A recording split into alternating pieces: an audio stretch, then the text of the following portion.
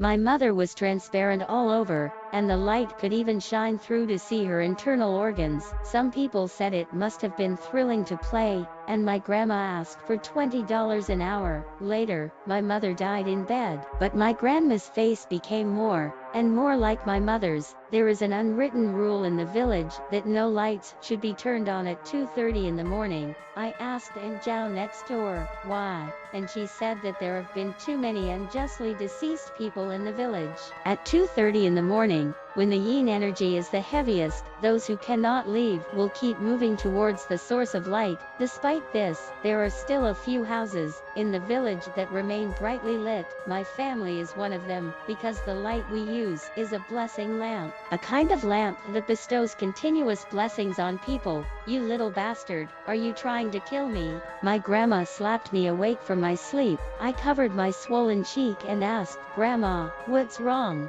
You even forgot to turn on the light. What good are you for? My grandma held her chest, breathing heavily. Grandma, when I came to get your blood yesterday, you were playing cards, and then you told me to get lost. My grandma looked pained and shouted at me, hurry up, and go now. I quickly got out of bed, took her blood, and walked towards the cellar in the dark. Before I reached the cellar, the white light leaking from the iron door stung my eyes. I pushed the door open, and walked in. My mother was naked, curled up in the corner. She was completely transparent, and the light shone through her, revealing even her internal organs. She was the blessing lamp I was supposed to light. The blessing lamp was not a lamp but a person. Each blessing lamp could only bestow blessings on one person, and she was meant to bestow blessings on my grandma. I placed the porcelain bowl filled with blood in front of her. She picked up the bowl and gulped the blood down, the chains on her body making a dull clanking sound with her movements. After drinking the blood,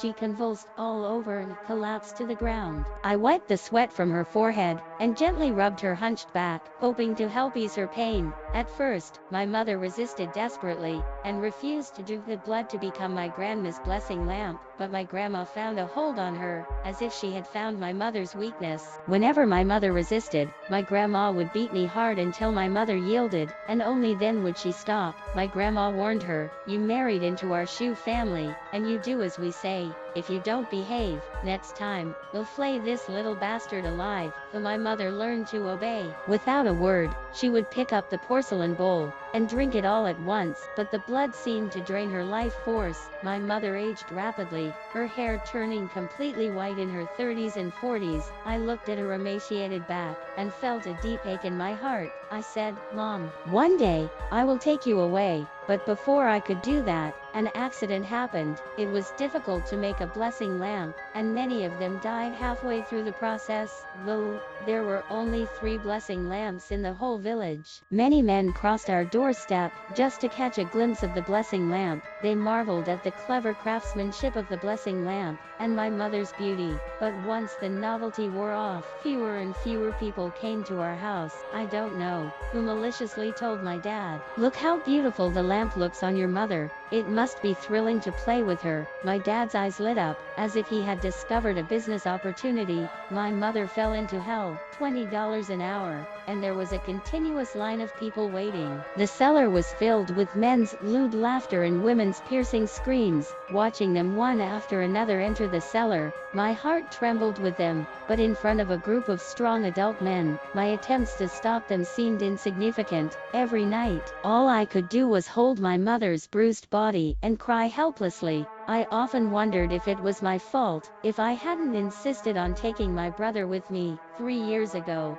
maybe she could have escaped. I endured one long night after another in self-blame and guilt. When morning came, my dad set up the red cloth that read $20 an hour as usual. My dad happily collected the money, but when he saw the red rope in Uncle's hand, his face darkened. What are you bringing that for? Uncle smirked. You don't understand. People in the city all play with this. My dad stood firm. No, nothing can be brought in. As if expecting this, Uncle pulled out several red bills from his pocket, and winked at my dad. Is this okay now? My dad swallowed hard, hesitating. But your mom said. Uncle cut him off. Damn it, are you in charge of this family? Or is your mom? Don't worry, I have my limits. Saying that, he stuffed the money into my dad's hand, My dad couldn't hold back any longer. Okay, go in. I clutched my clothes, feeling an ominous premonition. It wasn't until the screams in the cellar suddenly stopped that the string called reason snapped completely. Before anyone could react, I rushed into the cellar. Inside the cellar, the men were still ecstatically indulging themselves, but my mother under them had long since fallen silent.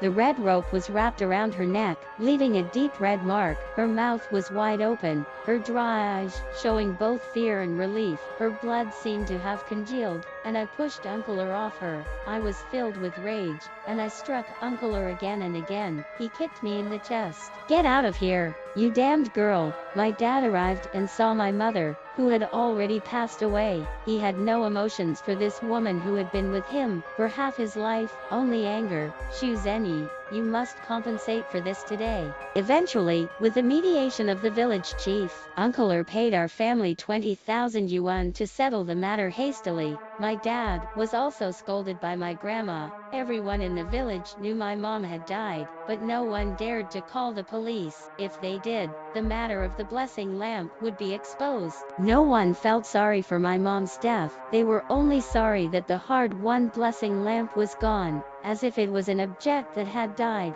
not a person. Wearing a somewhat yellowed white dress, I wanted to drag my mother to the back hill and bury her, but my grandma stopped me. "No, we can't bury her. I still have a use for her." "What use, you little bastard? Do I have to tell you again? Just leave her where she is." My dad, puzzled, said, "She's already dead. What use could she be?"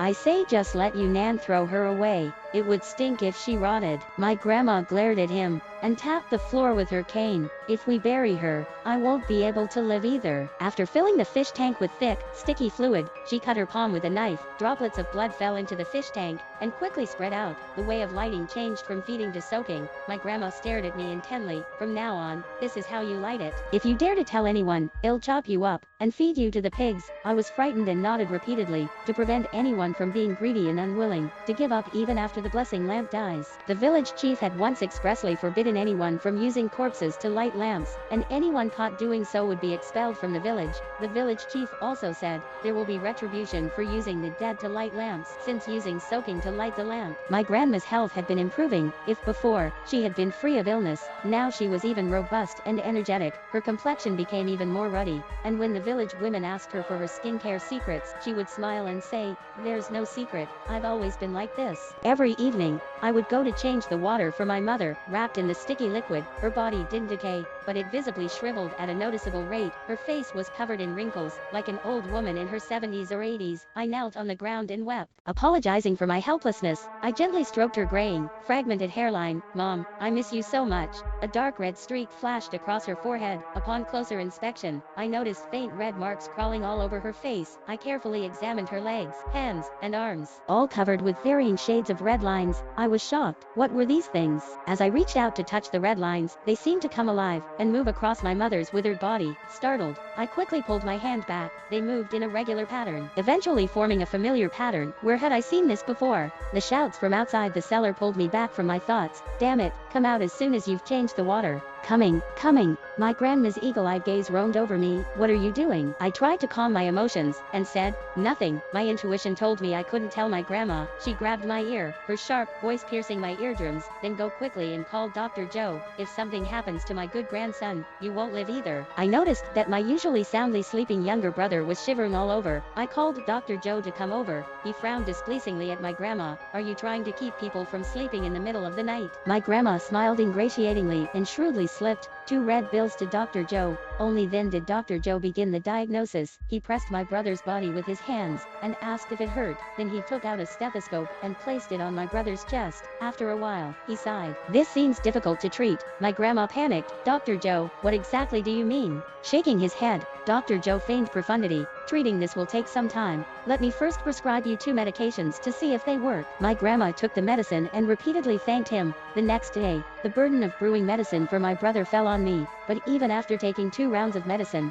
there was no improvement. My brother held his stomach in pain. My grandma, distressed, slapped me across the face again. She cursed. "Good for nothing, worthless. It must be that you didn't brew." the medicine properly. You just can't bear to see your brother get better, can you? With all her might, blood oozed from the corners of her mouth, and a taste of rust rose in her throat, leaving me no chance to retort. My grandma brought Dr. Joe back again, and again. Dr. Joe prescribed 2 rounds of medicine. The cycle continued, and my brother was immersed in the medicine pot almost every day. Seeing that my brother's condition showed no sign of improvement, my grandma's hair seemed to have turned a few more white strands. She was so anxious that one day, she turned her attention to me. She smiled warmly. "You Nan, we can't have raised you for so many years in vain." I knew she was considering turning me into a blessing lamp. Originally, they had planned to raise me, and use the dowry money, to find a wife for my brother, but my brother's illness might not wait for the time for him to find a wife, whom my grandma and my dad discussed. "Let's turn her directly into a blessing lamp, to ensure the peace and prosperity of our Shu family for generations," my dad said. "Is that possible? It took so long to make her mom into a blessing lamp initially. What if it fails?" My grandma spoke with conviction. "Well, we can't just watch my good grandson die." That evening, my grandma made a bowl of braised pork. Rarely, she picked up a piece for me. In the past, only my brother could eat meat, and whenever I tried to steal a piece, my grandma would beat me, and scold me for being a worthless burden. Due to long-term malnutrition, I had a sour complexion, so whenever my mom cooked, she would secretly put aside 2 pieces of meat for me. I ate the hard-earned braised pork, unable to help but marvel at why my brother loved it so much. My mom said there was something even more delicious outside the village. She said that, when she took me out of the village, we would go and taste it together. What a liar. How could there be anything more delicious than braised pork? A sour feeling rose in my nose, and tears fell from my eyes. My grandma hypocritically smiled. "You Nan, eat more if you like." She picked up another piece of braised pork, and put it in my bowl. "You Nan, we can't have raised you for so many years in vain," my dad chimed in from the side. "Your brother has an untreatable disease. You have to do something for him, right?" I shoveled the rice into my mouth, not saying a word. No matter whether I was willing or not, the outcome could not be changed. After dinner, I rarely had the time to sit in the yard and look at the stars. My brother sat next to me, coughing, under the torment of illness. His face turned pale. "Sis, what are you looking at?" "The stars. There are no stars in the sky," he continued. "Sis, are you still blaming me?" "No, you're lying." "Then why won't you look at me?" I mechanically turned my head to look at him, my gaze devoid of any warmth. More than my father and grandmother, I hated this hypocritical brother the most. He sighed. "Sis, it's not my fault what happened back then. If our mom and Aunt Zhao had been obedient, there wouldn't have been any thoughts of escaping." Nonsense. My mom and Aunt Zhao were, of course, different. My mom was kidnapped, and Aunt Zhao came on her own. Wait, Aunt Zhao. Suddenly, I remembered the dark red marks on my mom's body. I remembered Aunt Zhao, the blessing lamp I had seen on her. Aunt Zhao was a blessing lamp, but she suddenly died. Aunt Zhao was one of the few people who had been good to me. I had wept uncontrollably, lying on her body the day she died. At the moment her hand slipped out of the white cloth,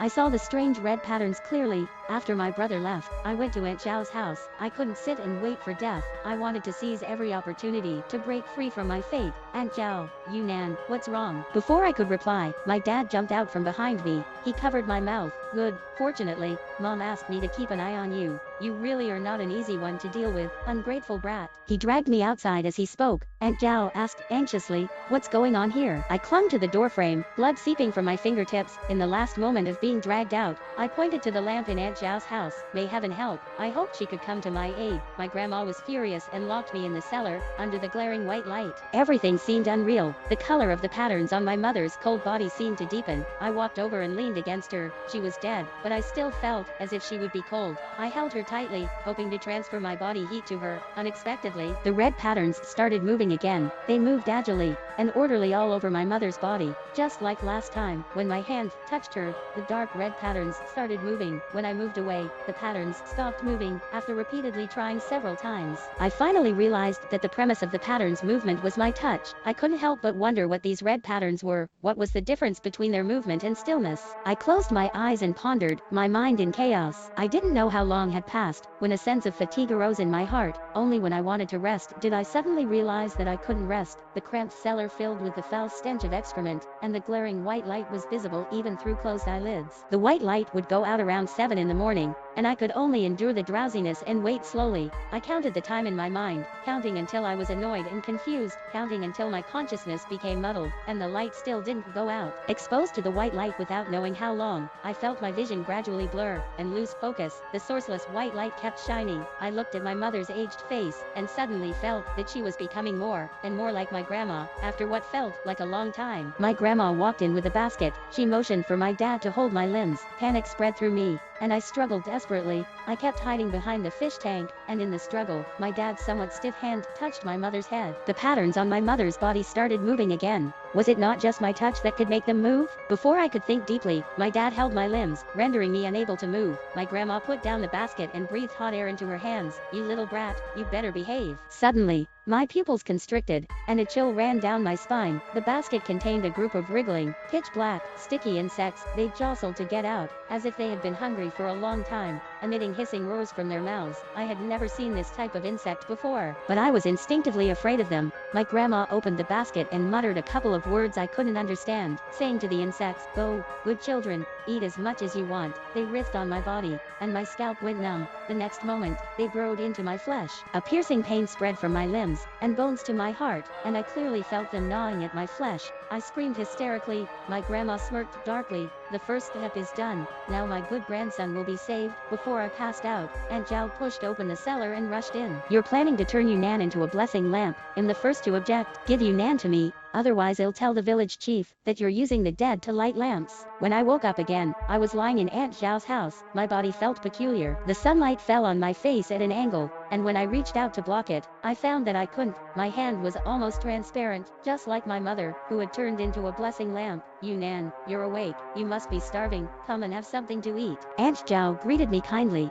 I thanked Aunt Zhao. Aunt Zhao said, "Don't worry, I have your dad and grandma in my hands. They wouldn't dare to do anything to you." I sniffed and gratefully said, "Aunt Zhao, thank you. You've been so kind to me. Silly child. I've always treated you like my own daughter. Family sticks together. Come and eat." Tears welled up in my eyes as I looked at her, nodding repeatedly. In the middle of the night, it wasn't until I heard Aunt Zhao's faint snoring that I dared to relax. I sneered in my heart, biological daughter. Family sticks together. She had mastered the art of false affection. The moment my grandma walked into the cellar with the basket, I saw Aunt Zhao hiding at the door. She didn't rush in but waited until my grandma had released the insects and completed the first step of making the blessing lamp before rushing in to save me.